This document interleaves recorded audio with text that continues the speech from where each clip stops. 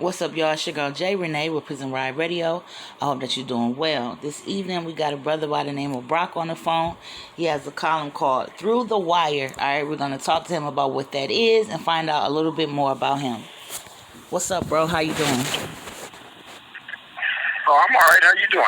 I'm doing pretty well. I appreciate you for taking this time to tell us more Say about hello to Through the all your Wire. listeners. Say again? I wanted you to say hello to all your listeners. Okay, well, hello, everybody. Brocq saying hello, y'all. We're going to jump right into it, bro, okay? Okay. All right, so tell the people a little bit about yourself and where you from. Well, my name is Harry Brocq Whitman. I'm a native of Chicago. I'm the youngest of 12 kids. My 7 sisters and 4 brothers. Prior to my incarceration, I lived in Houston, Texas. I'm an organizer with a wealth of knowledge in reentry, criminal justice reform, legislation, money management, and the law. Okay. I'm the CEO and co-founder of the Plan Consulting Group, the Washington Entrepreneurship Program, the Washington Reentry and Entrepreneurship Program. And of course, I'm a guest writer and columnist for the Black Lens newspaper, where my byline Through the Wire is. Okay, so I want to start with the organizations that you created. I definitely want to thank you, and I'm sure everybody listening thanks you as well, because reentry is a very important part that I think a lot of society forgets about. So when it comes to your reentry programs, what was the motivation about starting those, and tell us a little bit more about them? Well, in all actuality, one of the motivations is that there are no reentry programs for African American people, particularly here in the state of Washington. Washington is a predominantly white state.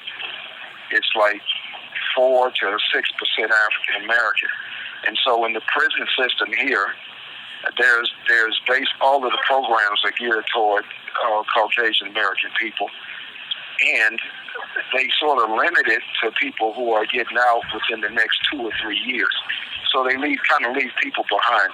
The other thing that I had a problem with was that Washington, like most correctional facilities, they have this thing that they call evidence-based, which to me, there's no evidence that they work, because the recidivism problem has continued on for years and years. For me, evidence-based means that you have evidence that these people that go to your program don't come back to prison. Their evidence-based is just that this is a program that people attend, and they have a percentage of them that don't come back to prison.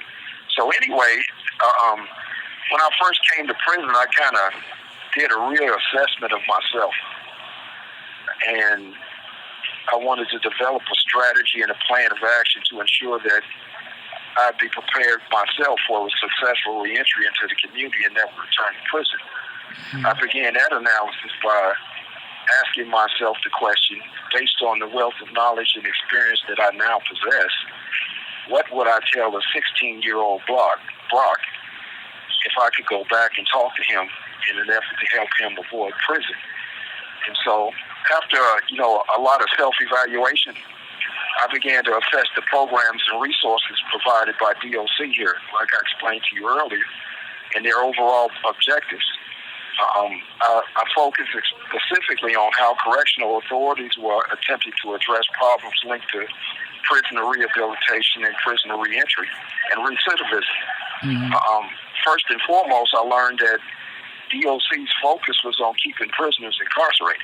Like I said, the administrators weren't necessarily opposed to rehabilitation of incarcerated individuals, but they always tended to put issues related to safety and security ahead of factors related to treatment and rehabilitation.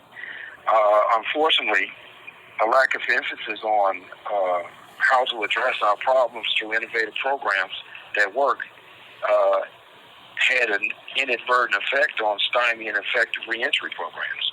So while the correctional budget soared over the past decades, support available to confront issues like the reentry crisis, it never kept pace. So I concluded that we had to create our own programs, tailored to our own needs, and to fund these programs as well. So actually, I created two programs when I decided to do REP, because usually here in prison, when you decide to do a program that they don't create themselves, they'll tell you they don't have any money. So I created a funding apparatus called the Coyote Ridge and the Clallam Bay Improvement Team, where we would sell ice cream and food to incarcerated individuals, and we would use the money to fund these programs. Well, ice cream sells pretty well in here, including chicken and all of the other stuff that we sold in these shacks, and we made quite a bit of money. So we were able to fund the programs. Nice. Fund REP and some of the other programs that we wanted. That's awesome. I'm glad that y'all got to fund yourself and get that off the ground. So what's going on with that right now? Is it still in the works? Have you helped anybody? Like, what's the status? Okay, I will first, the other barrier that I always saw with the creation of programs like this is that the administrators tend to want to steal your programs and water them down so that they can just get federal funding off of it. So what I did was I incorporated WEP and REP, and so that they couldn't steal the program. Okay. And so the only way that it runs in a facility is if it's run properly, meaning that we run the program, and of course the college students, they come in to participate in the program as well. But there aren't any administrators in the room, no counselors, no correctional officers, no correctional staff at all. Okay. It's inmate facilitators who run the program.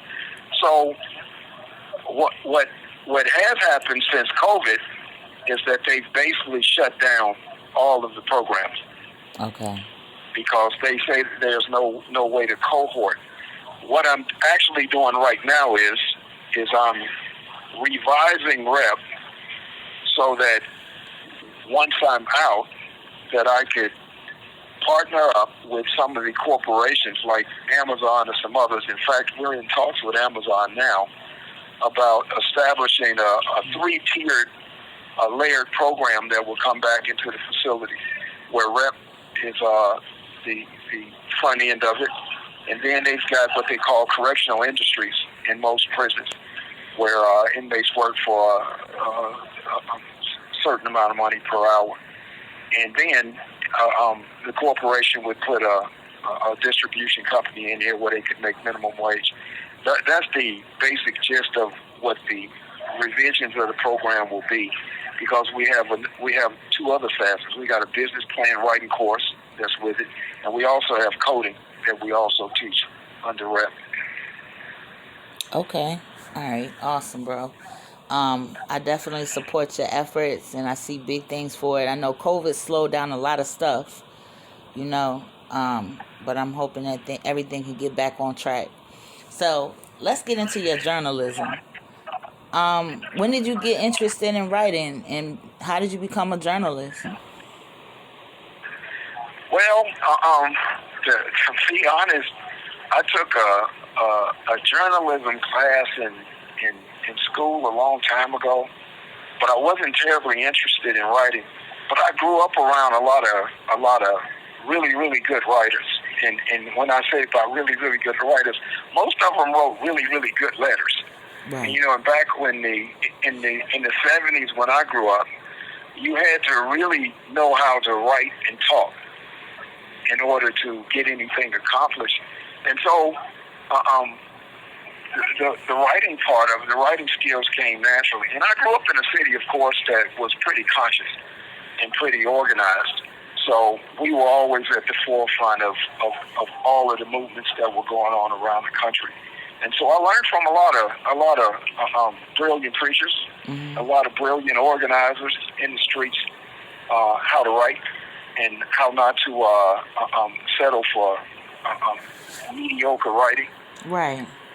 Okay. Well, black journalism definitely matters, so welcome to the club.